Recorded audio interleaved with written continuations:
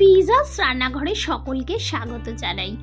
কাবলি ছোলার অনেক রকম আইটেমই আপনারা খেয়েছেন, কিন্তু একবার কি এইভাবে পোলাও করে খেয়েছেন? যদি না করে খেয়ে থাকেন তাহলে একবার হলেও রেসিপিটি বাড়িতে বানাবার অনুরোধ রইল। তো চলুন প্রথমে রেসিপিটি শুরু করছি। আজকে দেখাচ্ছি কাবলি ছোলার পোলাও। এখানে আমি কাবলি ছোলাটাকে রাত্রে ভিজিয়ে দিয়েছিলাম। এখন আমি এই ছোলাটাকে কুকারের মধ্যে নিয়ে নিয়েছি আর দিয়ে দিলাম পরিমাণ মতো জল। এখন গোটা মশলা দিচ্ছি, স্টার মশলা, একটা বড় এলাচ দিয়ে দিচ্ছি, এখানে কয়েকটা লবঙ্গ, আর দিয়ে দিলাম এখানে দুটো তিনটের মতো দারচিনি, আর দিয়ে দিচ্ছি একটা জয়িত্রীর টুকরো আর একটা ছোট এলাচ, আর দিয়ে দিলাম একটা তেজপাতা, আর এখন দিয়ে দিচ্ছি পরিমাণ মতো লবণ। এবারে সামান্য একটু সাদা তেল দিয়ে দিলাম, দিয়ে এবার একটু নাড়াচাড়া করে নিয়ে প্রেসার কুকারের ঢাকনাটা বন্ধ করে আমি সিদ্ধ করে নেব। আমি এখানে 4টের মতো সিটি দিয়ে নিয়েছি। কড়াই বসিয়ে দিয়েছি, কড়াইতে দিয়ে দিলাম কিছুটা পরিমাণে সাদা তেল, আর দিয়ে দিলাম 1 টেবিল চামচের মতো ঘি। এখানে আমি নিয়েছি সব গোটা মশলা, দুটো তিনটে দারচিনি, দুটো তেজপাতা, 4-5টা লবঙ্গ, দুটো জয়িত্রী, 3টে ছোট এলাচ, দুটো বড় এলাচ, আর নিয়েছি কিছুটা মৌরি, আর নিয়েছি কিছুটা জিরে। এগুলো 1/2 টিস্পুনের মতো আছে মৌরি আর জিরেটা। এখন এই গোটা গরম মশলাগুলো সমস্ত আমি তেলের মধ্যে দিয়ে একটু নাড়াচাড়া করে নিচ্ছি। যখন এই মশলাগুলো থেকে সুন্দর একটা গন্ধ আসছে তখনই আমি এখানে স্লাইস করে রাখা পেঁয়াজটা দিয়ে দিলাম। পেঁয়াজটাকে ভালো করে নাড়াচাড়া করে পেঁয়াজটাকে একটু নরম করে নিতে হবে। একটু লালচে লালচে হয়ে যাবে তখন আমি এখানে দিয়ে দিচ্ছি টমেটো কুচি, আর দিয়ে দিয়েছি রসুন চপড করে রাখা। এবারে ভালো করে আবার নাড়াচাড়া করে নিচ্ছি। আপনারা বাড়িতে অনেক ধরনেরই পোলাও খেয়েছেন, একবার এইভাবে কাবলি ছোলার পোলাও কিন্তু বাড়িতে বানিয়ে দেখতে পারেন। আশা করছি সকলেরই খুব ভালো লাগবে। তো এখানে দিয়ে দিলাম 1 টেবিল চামচের মতো রসুন বাটা, 1 টেবিল চামচের মতো আদা বাটা, আর দিয়ে দিলাম কয়েকটা কাঁচা লঙ্কা চেরা, দিয়ে খুব ভালো করে নাড়াচাড়া করে নিচ্ছি। এইবারে আমি দিয়ে দিচ্ছি এখানে স্বাদ মতো লবণ। লবণটা দেওয়ার পর এখন কিছুটা দইকে ফেটিয়ে নিয়েছিলাম, সেই দইটাকেও এর মধ্যে দিয়ে দিলাম, দিয়ে এবারে ভালো করে নাড়াচাড়া করছি। রেসিপি যদি ভালো লেগে থাকে, যারা ইউটিউব থেকে দেখছেন, যারা এখনো পর্যন্ত চ্যানেলকে সাবস্ক্রাইব করেননি, তারা চ্যানেলকে সাবস্ক্রাইব করে পাশে থাকা বেল আইকনটি প্রেস করবেন, যাতে সবার প্রথমে নোটিফিকেশনটি আপনার ফোনে পৌঁছে যায়। এখন আমি এখানে দিয়ে দিলাম 1 টিস্পুনের মতো গরম মশলা।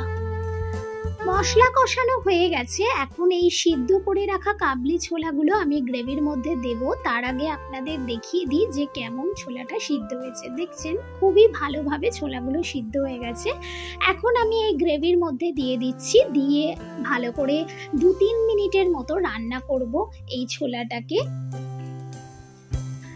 যারা ফেসবুক পেজ থেকে দেখছেন তারা পেজকে ফলো করে সঙ্গে থাকবেন নিত্য নতুন সুন্দর রেসিপি পাওয়ার জন্য।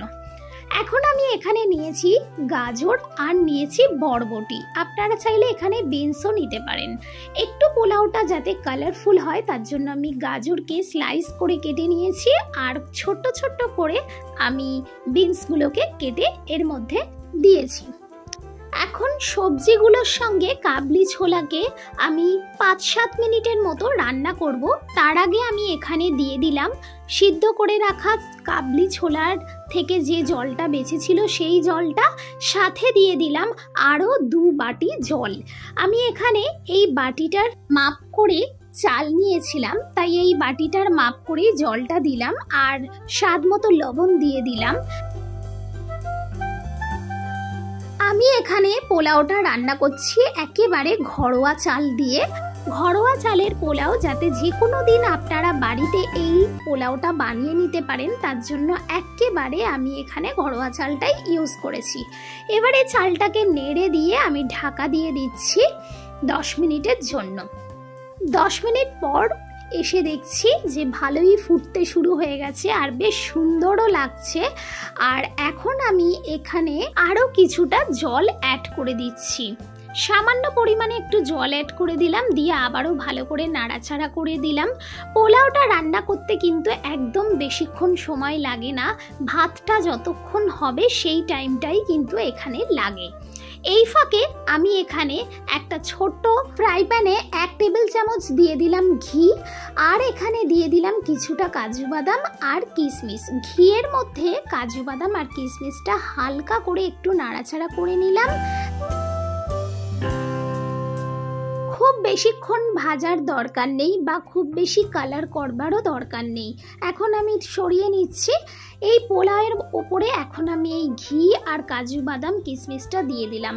এখনো পর্যন্ত কিন্তু ভাত রসালো আছে, তাহলে এখন আমি একটু নাড়াচাড়া করে নিয়ে দিয়ে দেব দমে।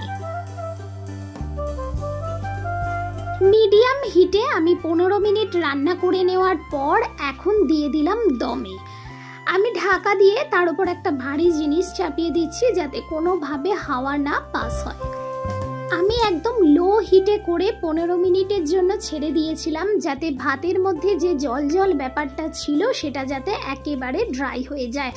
যখন বাইরে থেকে শব্দ হবে চড়পড় করার, তখন ভাববেন যে পোলাওটার মধ্যে সমস্ত জল শুকিয়ে গেছে। এখন আপনাদের দেখাচ্ছি যে পোলাওটা কতটা ঝরঝরে হয়েছে। একেবারে ঝরঝরে এইভাবে পোলাও যদি খেতে চান তাহলে আমার রেসিপি দেখে একবার অন্তত বাড়িতে ট্রাই করুন, আশা করছি খুবই পছন্দ হবে। আর এই পোলাও রেসিপিটি আপনাদের কাছে কেমন লাগলো অবশ্যই কিন্তু কমেন্ট করে জানাতে ভুলবেন না। এই পোলাও কিন্তু আপনারা ভাজা কোনো সবজি বা চিকেন বা মাছ মাংস সব কিছুর সঙ্গেই কিন্তু খুব ভালো লাগবে খেতে। আজকের মতো এখানেই বিদায় নিলাম। ভালো থাকবেন, সুস্থ থাকবেন।